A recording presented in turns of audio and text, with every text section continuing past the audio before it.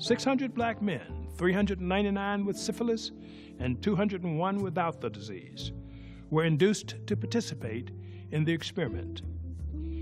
Nearly all of them were poorly educated, impoverished sharecroppers. In exchange for participating, they were promised free medical exams, hot meals, and a burial stipend. The men with syphilis were not told they were infected and were not treated, even after penicillin was discovered to be an effective cure for the disease in the 1940s. Over the course of the experiment, 128 participants died of syphilis or syphilis-related complications. In 1972, when the paper exposed the details, the experiment was still ongoing. It incited public outrage over the unethical treatment of the participants, which led to the experiment's termination that November.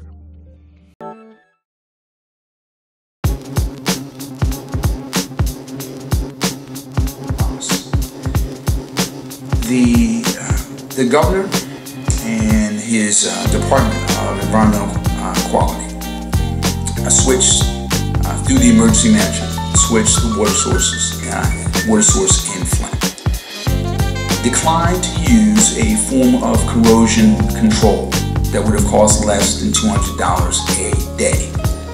As a consequence of this action and the failure to alert the people as to the danger of the water, in contravention of federal regulations that prescribe that you engage in corrosion control, that is protecting the pipes before you use the water, they actually provided the people the water without having a corrosion control plan in place. Why is that important? Well, the governor at this point is saying we don't need to replace the pipes. Notwithstanding a generational poisoning of children in Flint, we don't need to replace the pipes. We can simply treat the water, treat the corrosion, and get the water to the point of safety, and we can walk away from this problem. Now, how do we know that to be true? One, he said it. Two, he's declined to put forward a price tag, a timeline, and a deadline for replacing the water infrastructure in Flint. We have a mayor who, looking across a city of poisoned children, endangered families, with 55 million relative pennies to the price tag of this problem, has started to replace the pipes. What has the governor done? Relative to what needs to be done, nothing. Nothing. We have an infrastructure challenge that could cost close to $1 billion. What has he requested? Initially, $20-some-odd million. We have a federal delegation that's seeking federal funding. What has he done with respect to seeking funding from the state legislature to pay for fixing this problem? Relative to what is being done federally? Nothing. So the NAACP being on the ground, talking about this issue months before the national press arrived, when we went to Flint, we met our branch in Flint, our state conference from the state of Michigan, and our branch from Detroit. We held a town meeting. We asked the people what they think should be done. We put forward a 20-point plan. We sat down with the governor. We asked him to take leadership and responsibility for this problem. In other words, in translated and transliterated, we asked him to fix what he broke.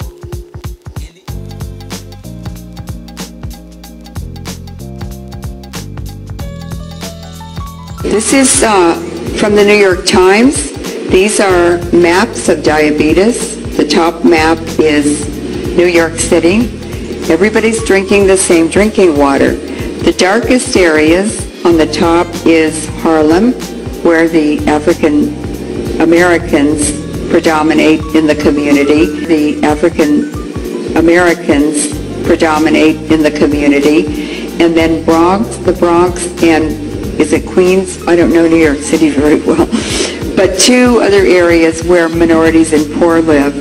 Why do they have much higher rates of diabetes than the rest of the affluent part of New York City? The answer is that we discovered after Chernobyl that the state milk boards are taking the most contaminated radioactive milk from dairies near nuclear power plants, and they're shipping that into black inner city communities where it's sold in the mom and pop stores. Look at Africa in the bottom map. It has the lowest diabetes in the world. So how can diabetes be genetic in blacks if they didn't have it in Africa? It's because U.S. national policy is to genocide the black communities with radiation.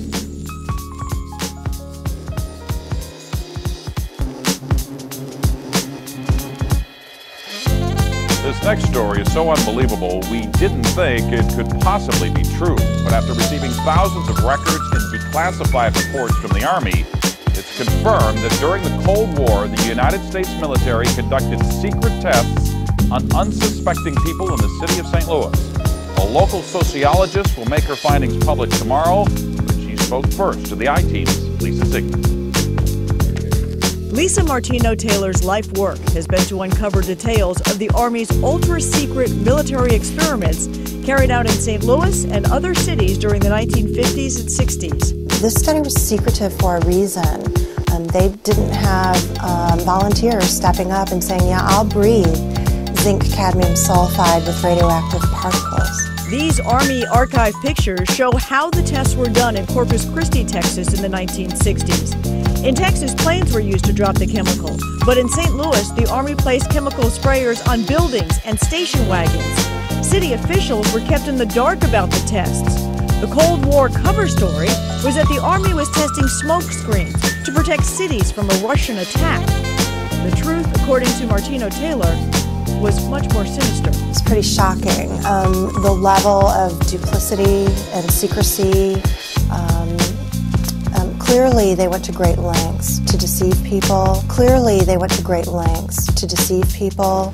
By making hundreds of Freedom of Information Act requests, she uncovered once classified documents that confirm the spraying of zinc cadmium sulfide. The greatest concentration of this compound was sprayed near the Pruitt-Igoe housing complex just south of downtown St. Louis. It was home to 10,000 low-income people, and an estimated 70% were under the age of 12. Martino Taylor claims they all unknowingly inhaled this compound morning, noon, and night, so the government could measure its effects on their lungs. So this was in violation of all medical ethics, all international codes, and military gun policy at that time. In 1994, then Congressman Richard Gephardt asked the Army to open its records and explain the St. Louis testing. We want to make very sure that nothing went on that would harm anyone and that all the facts are out on the table. Documents released in the 90s show the Army placed sprayers on this former Knights of Columbus building on Lindell and in Forest Park. The Army always insisted the chemical compound was safe. Martino Taylor believes documents prove otherwise. There's a lot of evidence that indicates that people in St. Louis and the city, particularly minority communities, were subjected to military tests that was connected to a larger radiological weapons development and testing project. For the first time, she links the St. Louis testing to a company called U.S. Radium, a company notorious for lawsuits involving radioactive contamination.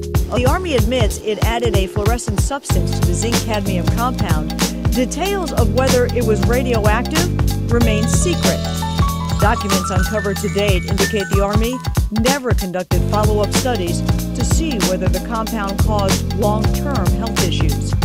In 1972, after years of crime, poverty, and decline,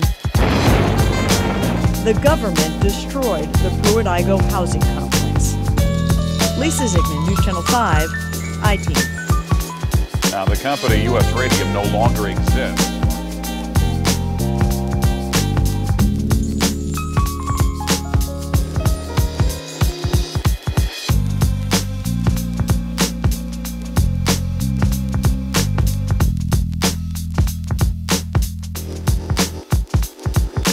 1973, the Supreme Court legalized abortion on demand throughout the United States, and almost immediately, the Religious Coalition for Abortion Rights was formed. Less than a year earlier, the following conversation had taken place in the Oval Office of the White House. It began on the 30th of March, 1972, and continued 4 days later on the 3rd of April. This is an actual recording of that conversation. The speakers are the President of the United States, Republican Richard Nixon, and members of his senior staff. The majority of people in Colorado voted for abortion. I think a majority of people in Michigan voted for abortion. I think in both cases, well, certainly in Michigan, they will vote for it because they think the bus going to be aborted and generally are the little black bastards. As I told you, we talked about it earlier, that a hell of a lot of people want to control the little bastard young. It's not really true. So we know what we're talking about. Sure. We're talking really like John Rockefeller realizes. But the people in what we call our class control their population.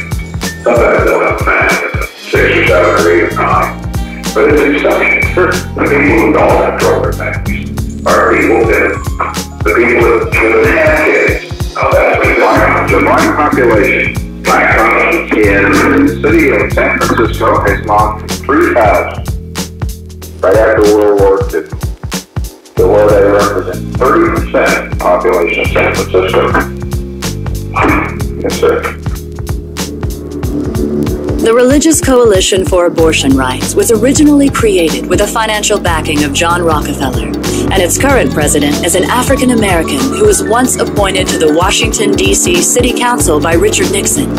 In the early 1990s, the organization changed its name and is today known as the Religious Coalition for Reproductive Choice. I want my friends to stand with me today because what you're looking at is very serious.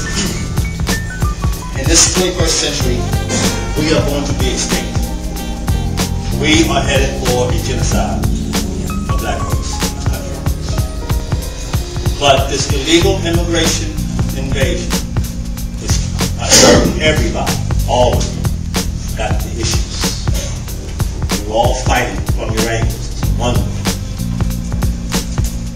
But we are going to be extinct.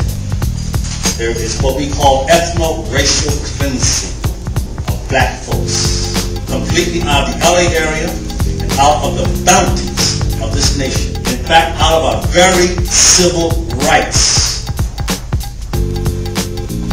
The big issue that we're looking at is the theft and the twisting of the 14th Amendment Section 1. If we close the borders, if Barack Obama exercises 14th Amendment Section 9 right, they're killing us. Jobs, housing, healthcare, education, shooting us down in the streets. We can't even go to the mayor of Los Angeles or the city council and ask them for help. He threw me in jail.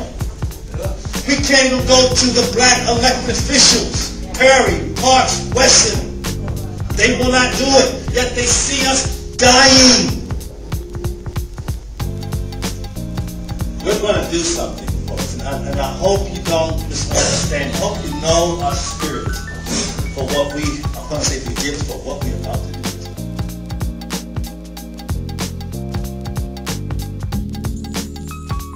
Each of 3 levees protecting New Orleans, the landscape of the city has changed dramatically, tragically, and perhaps irreversibly. There's now over 25 feet of water where there was once city streets and thriving neighborhoods. I hate the way they portray us in the media. If you see a black family, it says they're looting. If you see a white family, it says they're looking for food. And you know it's been 5 days because most of the people are black. And even for me to complain about, I would be a hypocrite because I've tried to turn away from the TV because it's too hard to watch. I've even been shopping before even giving a donation. So now I'm calling my business manager right now to see what is the biggest amount I can give, and just to imagine if I was down there, and those are my people down there.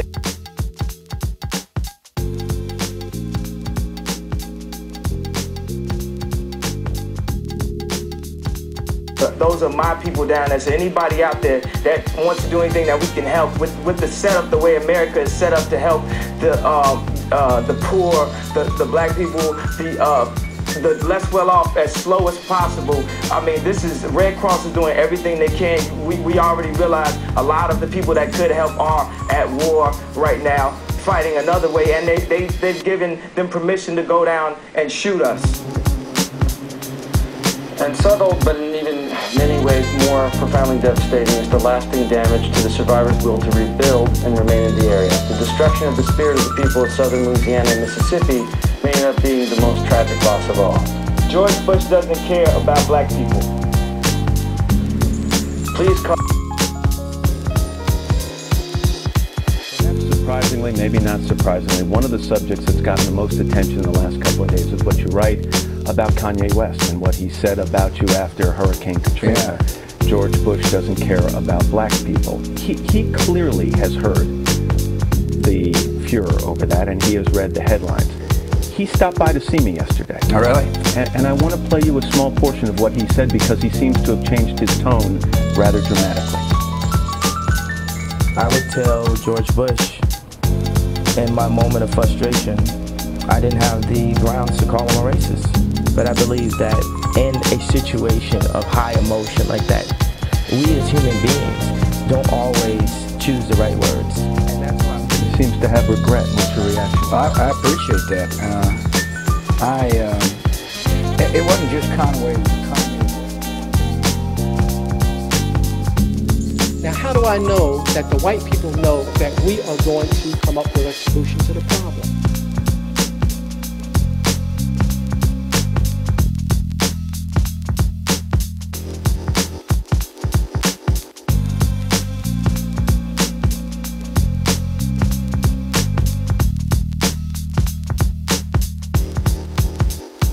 Now, I don't care whether you clap or not, but I'm saying to you that we need to solve this problem because they are going to kill us.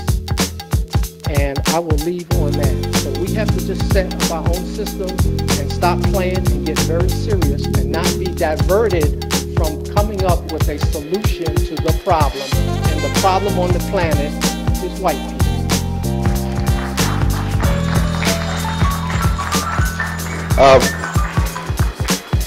Hard to follow that one. You can get